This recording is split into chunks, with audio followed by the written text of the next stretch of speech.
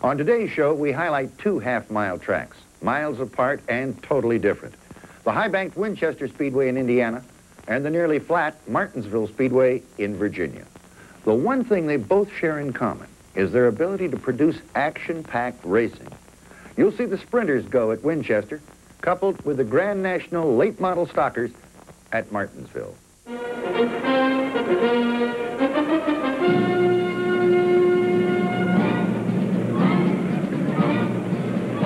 Springtime in Virginia, when nature blankets the rolling hillsides in 1,000 shades of green. Time for the dogwoods, redbuds, and the Virginia 500. Race fans from miles around eagerly await Martinsville Speedway's first Grand National race of the year. This one was a record breaker. First of all, it was a sellout, with thousands being turned away. Many members of the press dubbed it the mini super speedway. 34,000 fans jammed the grandstands, the infield, and every square foot of space available. It was not only the biggest crowd in the history of Martinsville Speedway, but the largest attendance for any half-mile track in the nation. And up for grabs was over $71,000, which constituted the largest purse ever paid at a half-mile track. It drew a field of the finest cars and drivers in the Southland. Number 72, Benny Parsons, was the fastest qualifier and started up front. With car 88, Donnie Allison alongside, both Chevys. Darrell Waltrip's Chevy number 17 had the third spot, with Bobby Allison in the Matador number 16 starting fourth. They were followed by David Pearson, Richard Petty, Cale Yarborough, Dave Marcus, Lenny Pond, and Buddy Baker. These are the top 10 drivers that are leading this 30-car field through the fourth turn onto the front straight. There's the green, and they're off. When the pros are flat out and in the fast groove, keeping revs up high, watch them make their move. Running well, all the machines on Valvoline. It's the motor all the pros run on. The Valvoline machine laughs at racing speed, 'cause its big-inch motor's got the oil it needs. So run your machine on Valvoline. Your family car will be a well-oiled machine with Valvoline, a product of Ashland Oil, a growing worldwide company.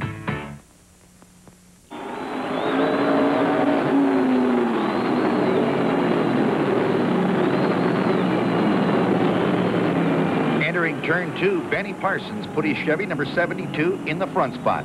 Darrell Waltrip grabbed second place in car 17, with Donnie Allison third and David Pearson holding down on fourth. Right now, Chevys are running 1, 2, and 3.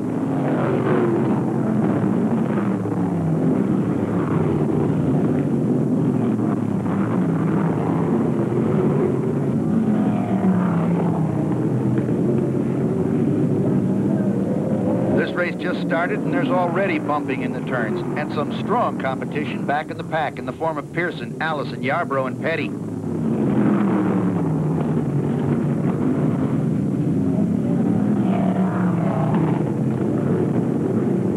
First casualty happens on lap 4 when J.D. McDuffie blows the engine in his Chevy number 70 and heads for the pits. In turn 3, Pearson and Bobby Allison both slide under Donnie Allison to take over third and fourth. Donnie may be having some handling problems.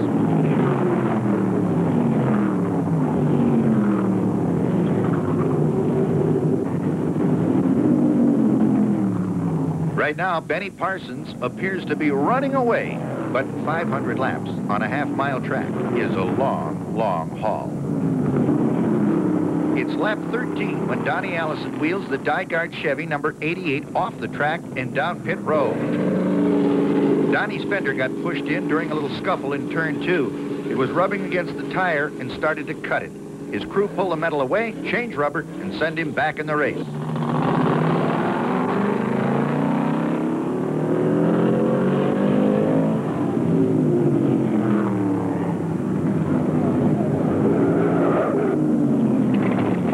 Light is lit when Richard Childress spins his Chevy coming out of the second turn. He's all right, and so is the car. But a lot of drivers will take this opportunity to wheel into the pits. Number 17, Darrell Waltrip, comes in with a battered left front fender.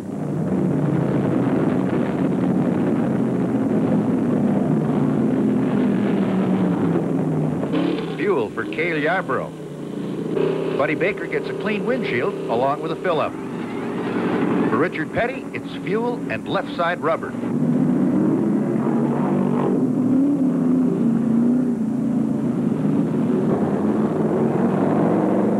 stops were brief, and all cars are back on the track and fell in behind the pace car. However, the yellow was out for several more laps while the sweepers worked on the turns. The track was resurfaced shortly before this race, and perhaps without enough time to cure. At any rate, on the outside of the turns, there was a heavy accumulation of loose asphalt and rubber. It caused the high side to be slick. For this reason, the majority of passing was done down the chutes. On the restart, out of heavy traffic, it was Donnie Allison who grabbed the lead going into turn 1. Bobby Allison has the Matador in the second spot, with Cale Yarborough running third.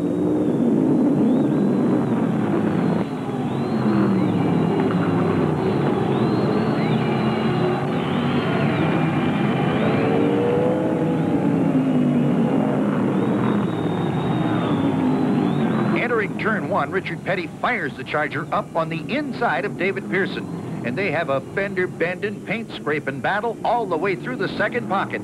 Richard makes the pass, and David almost loses it. Number 16, Bobby Allison, pushed the Matador into the lead, but he's got Cale Yarborough breathing right down his tailpipes. Petty has now moved up to third. Cale tries Bobby down the back chute, but Allison shuts the door on him in the third turn to keep the lead.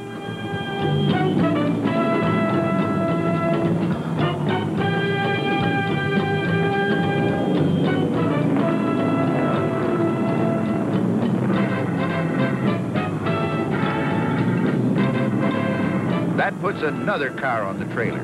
It's the 05 driven by David Sisko. He just blew the engine in his Chevy and heads for the pits to park it behind the wall. Watch Marcus, he's high and loose. Like I said, it's slippery out there. It doesn't take too many laps for that rubber and asphalt to accumulate on the outside. If you get into it too fast, it's hello, wall. Bobby Allison still holds the lead, but it looks like Yarborough, Petty, and Pearson are glued to him.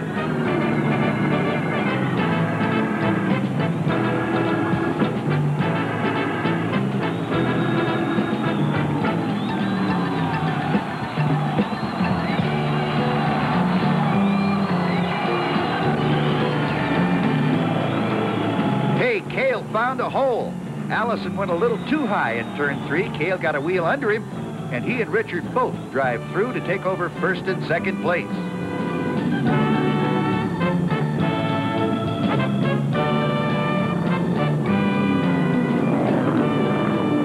Cale is out in front and honking now.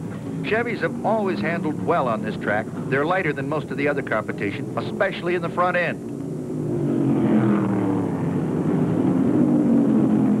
Car 7 with Ed Negri aboard goes high and brushes the wall in turn 4.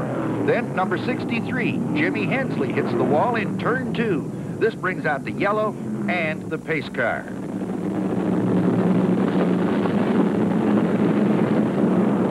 Hensley limps all the way around the track on a slashed right front tire and heads into the pits.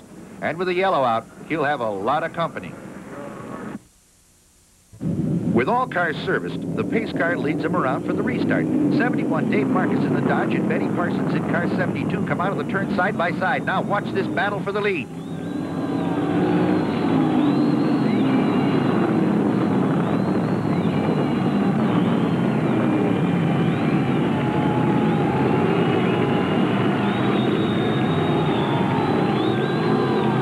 Benny Parsons finally comes out on top. Dave Marcus falls into second. Buddy Baker is now third, with Waltrip running fourth. Now Baker moves around the high side of Marcus to take over second. Waltrip and Petty are moving up. The traffic is thick and fast.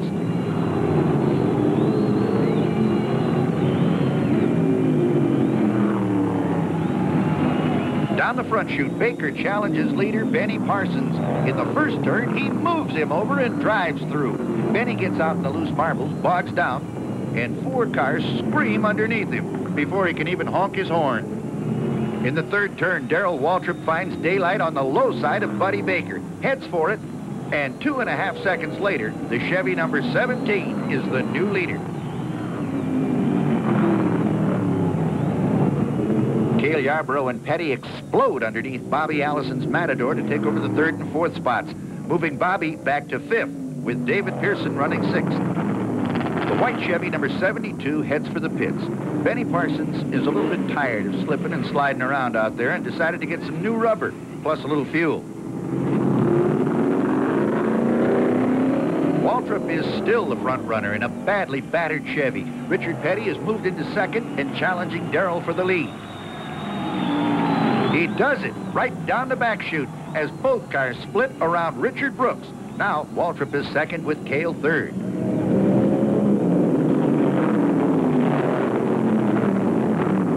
Look out, Baker's loose. Woo! Buddy Baker almost put his Ford on a spinner in the fourth turn. He got high on that slick asphalt, and only a beautiful job of driving saved him. Richard Petty has found the groove, and that Dodge Charger number 43 is running wild. Into turn one, and Cale Yarborough passes Waltrip. Now the Valvoline Chevy 11 owns the second place spot, and Cale starts looking for Richard. The yellow is out again on the 297th lap when Frank Warren creams the wall coming out of turn 3. Now, there's a lot of hot rubber and thirsty gas tanks that'll head for the pits. The crews are ready for them. Bobby Allison is the first one in for service on the Matador, but he won't be alone for long as Pearson, Petty, Waltrip, Yarborough, Baker, and many others come screaming in. On Baker's stop, Bud Moore and the crew find a broken accelerator linkage. That's enough for Buddy to climb out and put the car behind the wall. Then David Pearson wheels the Purelator Mercury number 21 behind the wall, and the Wood brothers put it on the trailer with the rear end out. Meanwhile, the race goes on. The green is out. This restart is complete. Hey, we've got a new leader. The boy from Timminsville, South Carolina, Cale Yarborough, is number 1. Waltrip is second with Richard Petty third, and always close.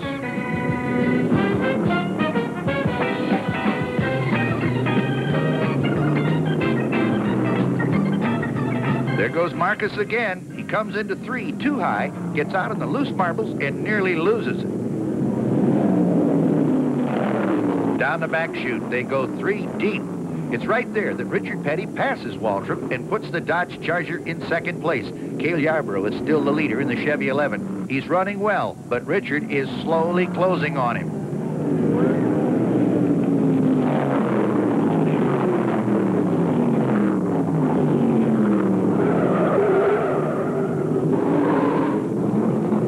That was Bill Champion in car 10. He got out in the loose stuff through turn 4 and put his Ford on a full spinner. He's off the track. There's no yellow flag, so Petty and Waltrip continue to close on Cale Yarborough.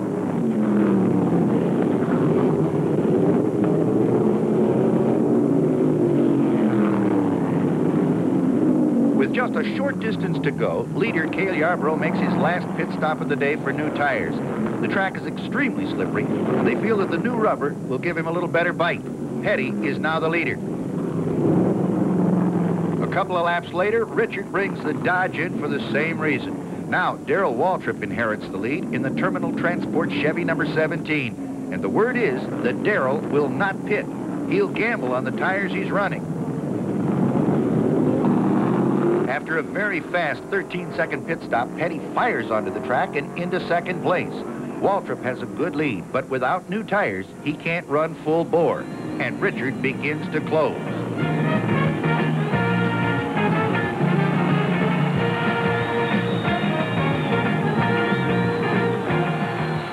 There's only a few laps to go. Petty continues to close the gap on Darrell.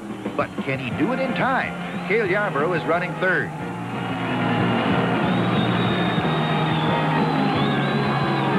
In turn 2, Petty catches Waltrip. Down the back chute, he out-drags him, and in the third turn, Richard puts the red and blue Dodge number 43 back in the lead. Cale also fires underneath Waltrip, but he was down 1 lap due to a lengthy pit stop. He just unlapped himself, but he's still running third. Bobby Allison is fourth, Dave Marcus fifth.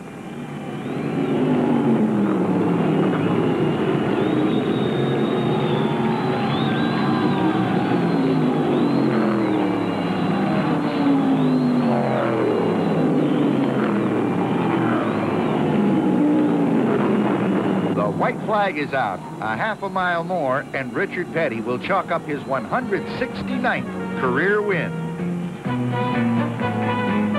He holds the Dodge right in the groove as he rounds out of the fourth turn for the last time today, onto the front chute and under the checkered flag. Winner of the Virginia 500.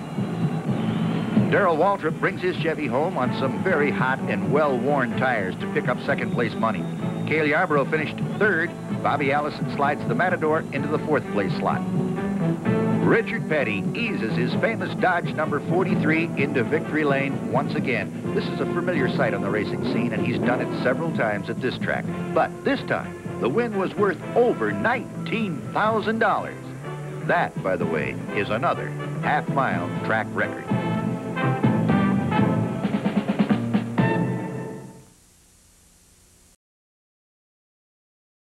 This portion of Car and Track comes to you from the little town of Winchester, Indiana.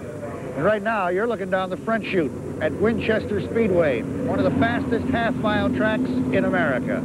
And this is their season opener. It's a little bit chilly out here today, but by the same token, we got a whole load of sprint cars here, and we're going to watch them go in a 50-lap main event, and it should be a sizzler.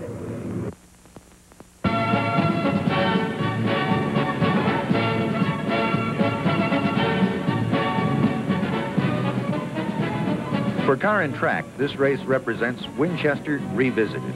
It was a little over a year ago when we made our first stop at this high-banked half-mile oval and filmed a sensational Neymar midget meet. It was then that we learned about the super mods and sprinters that gather on a regular basis at this track. Some of the best drivers and fastest cars in the Midwest were the ingredients that brought us back.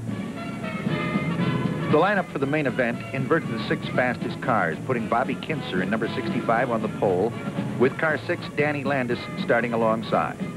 In the third position was 28, driven by Ed Lute, and 99, Bill Heaney, was in the fourth spot. In the third row, starting fifth, is the 00 with Gary Albritton aboard.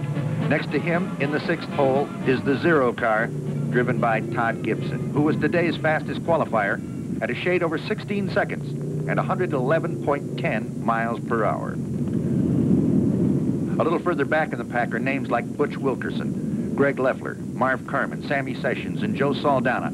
A host of good drivers round out of the fourth turn for the green flag. Now watch them run. Through turn 1, the scramble is on as all cars jockey for position. Number 6, Danny Landis, jumps out into the lead with 65, Bobby Kinser second, and Bill Heaney in car 99 running third. In turn 3, Heaney puts the rush on Bobby Kinser and charges underneath to take over second.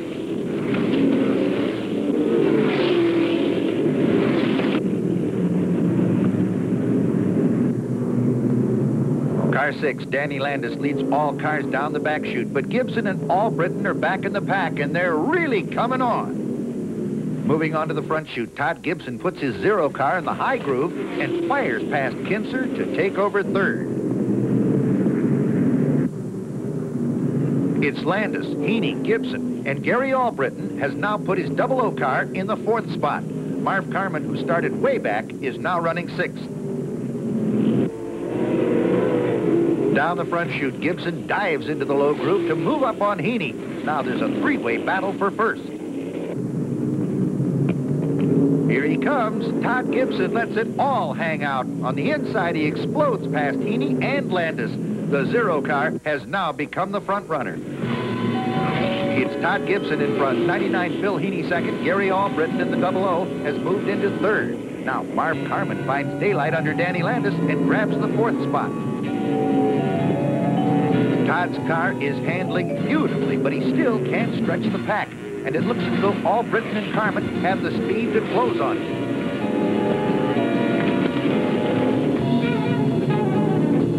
Down the back chute, Gary Albritton out-drags Heaney, and in the third turn, he owns the second place spot.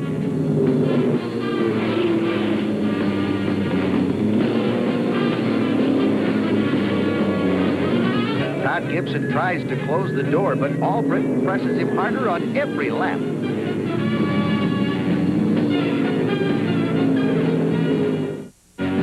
Coming at you, Marv Carman holds his number 77 down low, passes Heaney for third, and begins the charge on the leaders.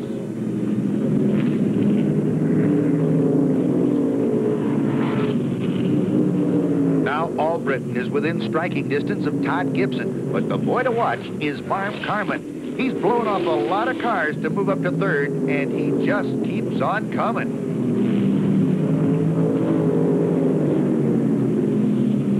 That was close. Gibson slashed down low, Albritton backed off, and Carman tucked him in the rear end. They're running hard, fast, and close. On the back chute, it's Gibson high, Albritton low with Carman in the pocket. Todd finds that Gary has just a little more punch, and in the third turn, the 00 car is the new leader. In the fourth pocket, Marv Carman unleashes his number 77, and he too passes Gibson to take over second. Now he's going for the big one. One of the top sprint car drivers in the country is in car number 9, Sammy Sessions. Like Marv Carman, he also started way back in the field and has now moved into the 4th spot. Look out, here he comes. Marv Carman drops down low in the 4th turn, and on the front straight, he screams the silver bullet underneath Gary Albritton to hit the number 1 jackpot slot.